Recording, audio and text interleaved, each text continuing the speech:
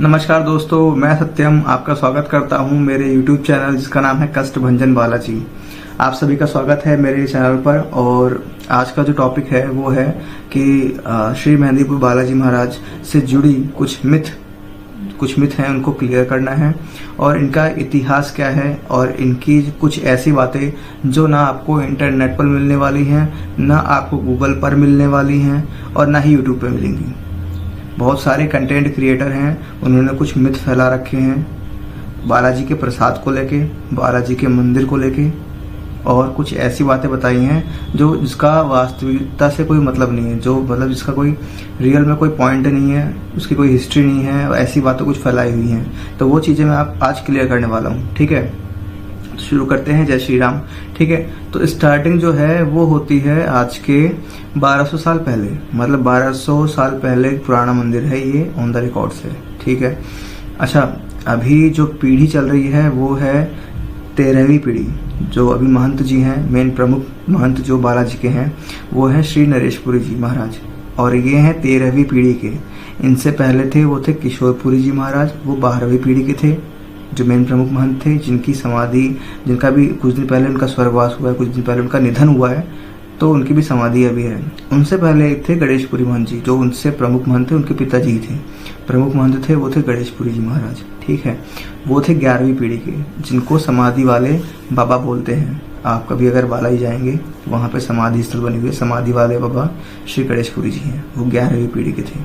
ठीक है, तो आज के 1200 साल पहले क्या होता है कि एक महंत जी थे जिनको सपने में वो महंत जी का अभी तक कोई नाम का जिक्र नहीं है, इवन मंदिर के रिकॉर्ड्स के अंदर भी उनके बारे में कुछ बताया हुआ नहीं है। ठीक है, अच्छा, अब क्या करते हैं, जब वो महंत जी, वो पुजारी थे बालाजी के बहुत अच्छे, हनुमान जी महाराज के बहुत बड़े पुजारी थे, और स्वप्न अवस्था में जब वो सो रहे थे तो उनको क्या हुआ, एक सपना आया।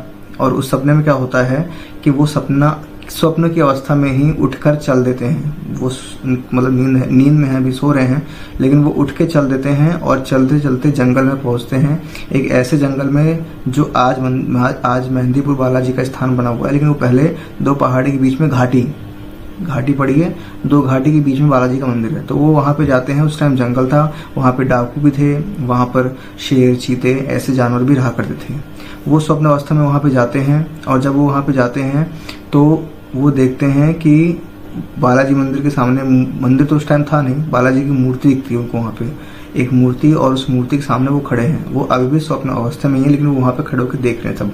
ठीक है, तो वो वहाँ पे खड़े होते हैं, वो देखते हैं कि उनके बगल से थोड़ी दूर पे 1000 दिए, मतलब 1000 के आसपास दिए जलते हुए आ रहे हैं अपने आप, और एक बहुत बड़ी एक सेना चलती हुई आ रही है किसी राजा की। ठीक है, और वो उस राजा की सेना में ढोल नगाड़े भी बज रहे हैं, एक दियों की लाइन भी है, कतार बनी हुई है, दिए जल रहे हैं उसके अंदर। ठीक है, वो गुरु जी खड़े हैं वहाँ पे, महंत जी खड़े हैं, महंत जी के सामने वो सेना आती है।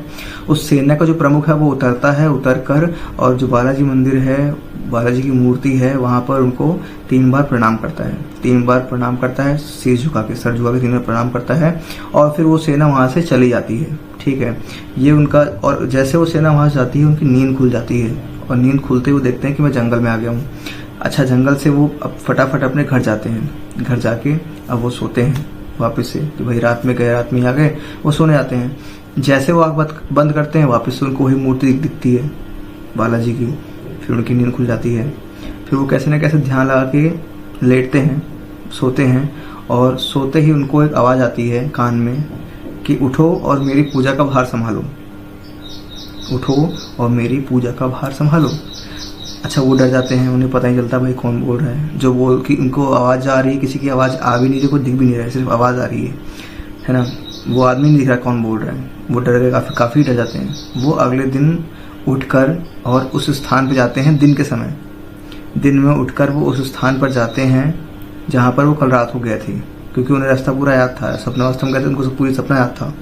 तो वो जाते हैं, वहाँ जाकर जब वो देखते हैं उस मूर्ति की तरफ, उस स्थान की तरफ, तो वो मूर्ति उनको दिखती नहीं है, लेकिन ये है कि वहाँ पर उनको घंटे और घड़ियालों की, ढोल नगाड़ों की आवाज़ सुनाई देती है। जैसे अपन आरती करते हैं मंदिर में, तो वैसी ही सेम आवाज़ उनको कानों में सुनाई देती है। वो और डर जाते हैं, और डर के घर पे अपने आके और घर से निकलते नहीं हैं, घर पे ही रहते हैं वो। उस रात जब वो सोते हैं तो उन्हें हनुमान जी सपने में आते हैं। स्वयं हनुमान जी उनके सपने में आते हैं, उनको बोलते हैं कि आप उठिए और मेरी पूजा का भार संभालिए। तब उन्हें विश्वास होता है कि हाँ, ये हनुमान जी हैं और ये चाहते हैं कि मैं इनकी पूजा करूँ।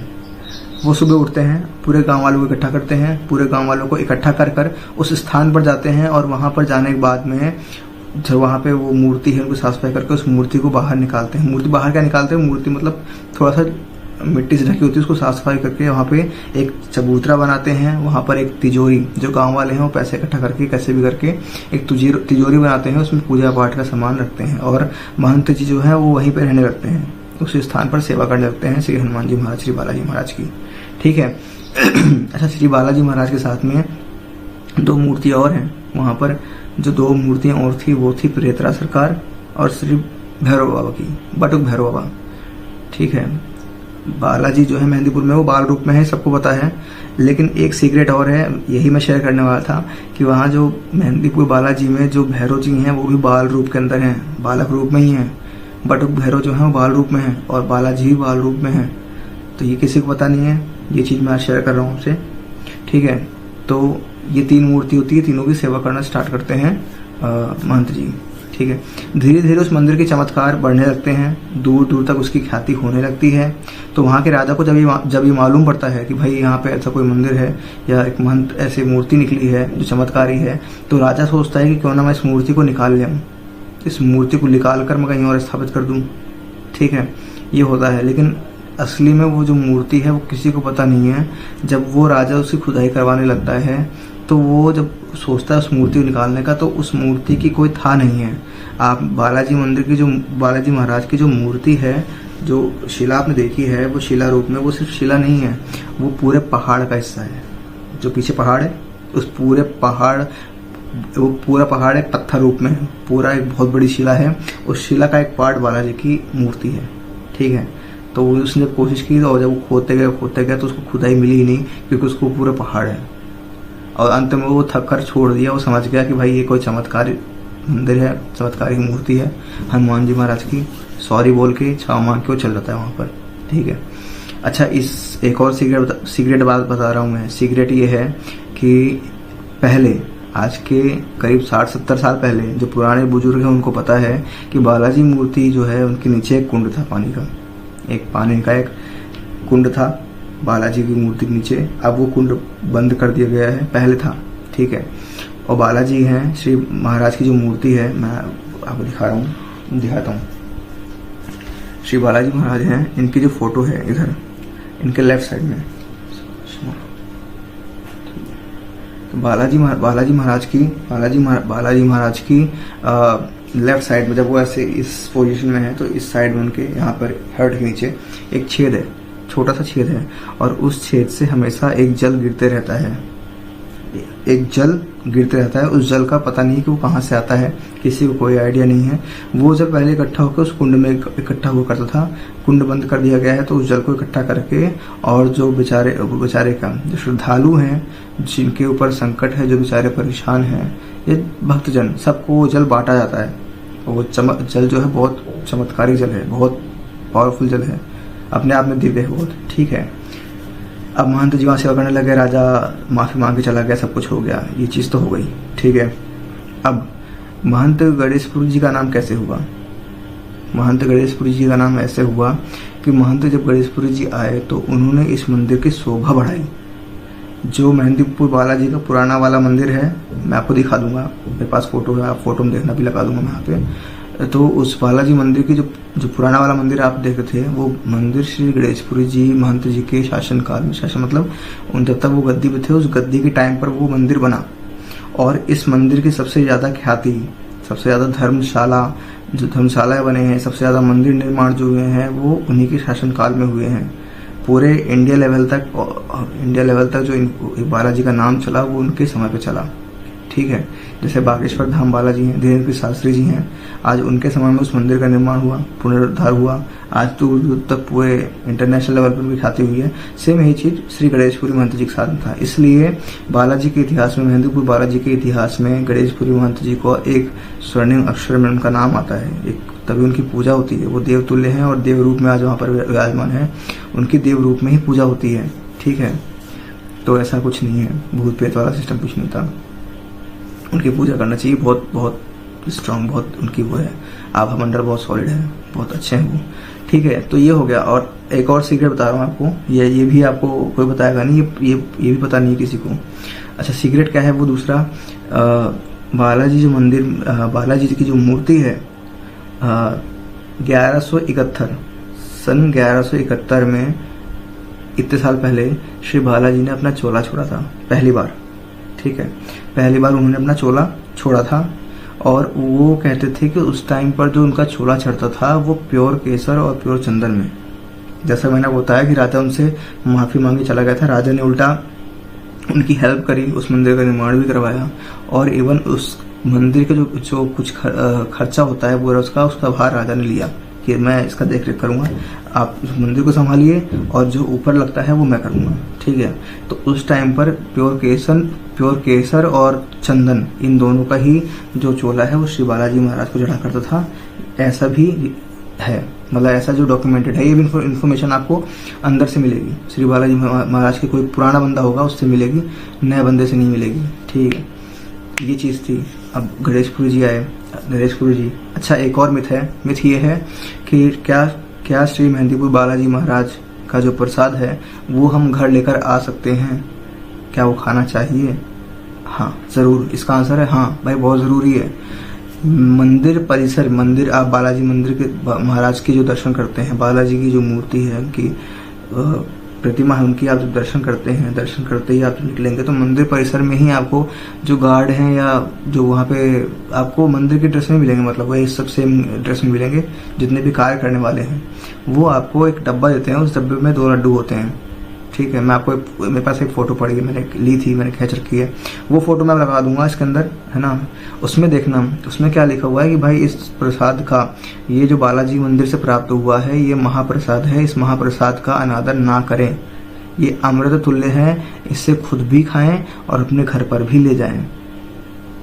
और ऐसा मैं नहीं कहता हूँ, ये ऐसा मंदिर परिसर नहीं कहता है, ऐसा श्री गणेश जो महंत श्री किशोरपुर जी थे, उनके टाइम भी वो मिठाई जो लड्डू का डब्बा मिलता था और उनका नाम दिया हुआ था नीचे कि महंत तो किशोरपुर जी, वो कहते हैं नरेशपुरी जी से पहले।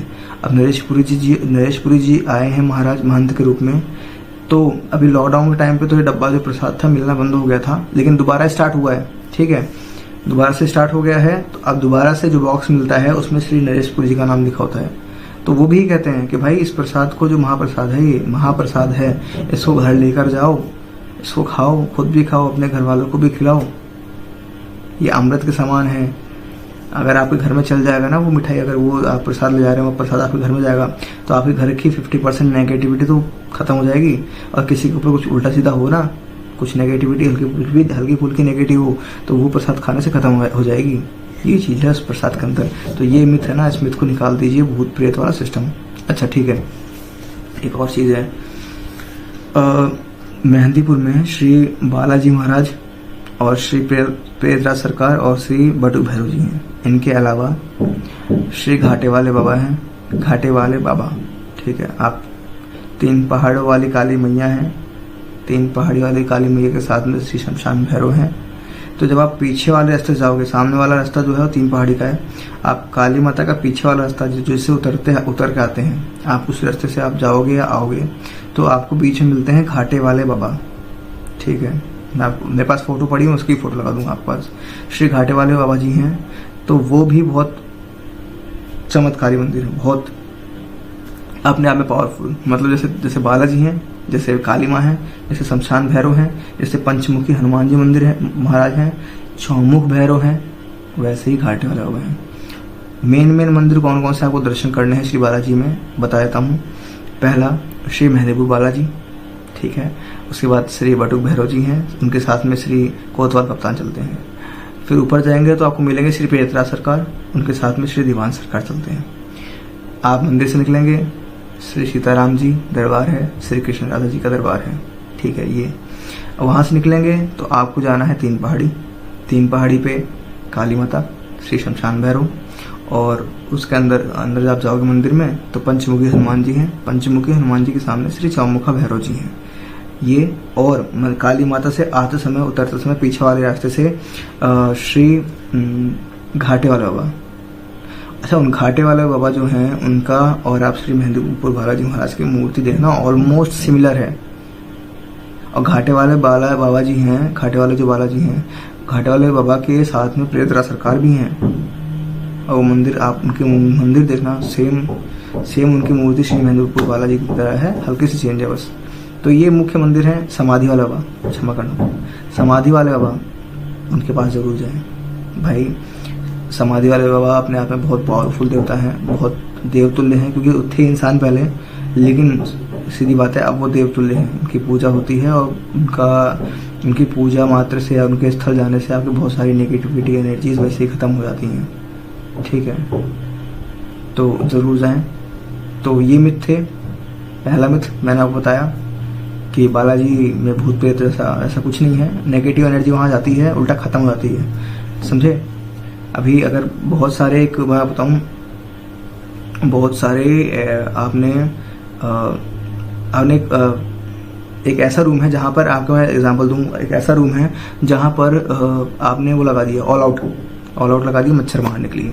अब ऑल आउट क्या है, पूरे रूम में फैला हुआ है, ठीक है, पूरे रूम में ऑल आउट फैला हुआ है, उसकी स्मेल फैली हुई है, उसकी पावर फैली हुई है। अब वहाँ पर एक मच्छर आया, वो मच्छर है नेगेटिविटी, तो वो मच्छर जब अंदर आएगा तो ख़त्म हो जाएगा, ठीक है। तो वहाँ जो आप देखते हैं बालाजी मंदिर में, जो वहाँ पे सर हिला रहे हैं, वहाँ पर जो जिनको मार पड़ रही है, ठीक है, जिनकी कुटाई हो रही है, वो लोग हैं जिनके ऊपर नेगेटिविटी है, कोई समस्या है, कोई तंत्र है, मारण है, टोना टोटका जो भी है सब है, उनको ऊपर कर रखा है किसी ने, ठीक है। वो नेगेटिविटी है, वो नेगेटिविटी की धीरे खत्म होती है वहाँ पे, ठीक है। ऐसा नहीं है कि आप जाओगे तो आपके ऊपर नेगेटिविटी आ जाएगी, आप वहाँ जाओगे पानी पी लोगे तो नेगेटिविटी आ जाएगी, नहीं भैया। बहुत पॉजिटिव जगह है, बहुत पॉजिटिव, और वहाँ भी तो लोग रहते ही हैं। बालाजी सिर्फ मंदिर बात नहीं कर रहा हूँ, बालाजी का जो पूरा क्षेत्र है, 3 पहाड़ी से लेके समाधि वाले बाबा, उस पूरे एरिया में इतनी तगड़ी पॉजिटिविटी है, वहाँ छोटी मोटी नेगेटिविटी मतलब आ भी नहीं सकती। तो आप जरूर जाएं। इवन आपकी जो नेगेटिविटी है ना, आपके ऊपर मान लो आपको पता नहीं है, आपके ऊपर आता भी नहीं है ना, ऐसा कुछ कि आप बाल लटक रहे हैं, हाँ, लेकिन अगर आप बाई चांस आपने किसी ने आपको नज़र भी लगा रखा होगा तो वो भी छू मंतर। तो मेहंदीपुर बालाजी जरूर जाएं। वहाँ जो अंदर मंदिर में प्रसाद मिल रहा है वो ज़रूर खाएं, ज़रूरी है। बाहर से जो प्रसाद चढ़ाते हैं वो नहीं खाएं, ठीक है। बाहर से जो प्रसाद डब्बे में लेते हैं आप बॉक्स में अर्जी या दरखास्त के रूप में, वो आप नहीं खाएं, ठीक है। वो आप बाहर पकड़ा दें, जो वहाँ पे झाड़ू लगाती हैं या साफ सफाई करते हैं उनको पकड़ा दें। आई होप आपको ये वीडियो अच्छा लगा होगा। तो वीडियो अगर आपको अच्छा लगे तो प्लीज़ लाइक करें और सब्सक्राइब करें मेरा चैनल और नोटिफिकेशन ऑन करें, जिससे कि आपको मेरे हर वीडियो की नोटिफिकेशन मिलती रहे। मिलते हैं अगले वीडियो में। जय श्री राम।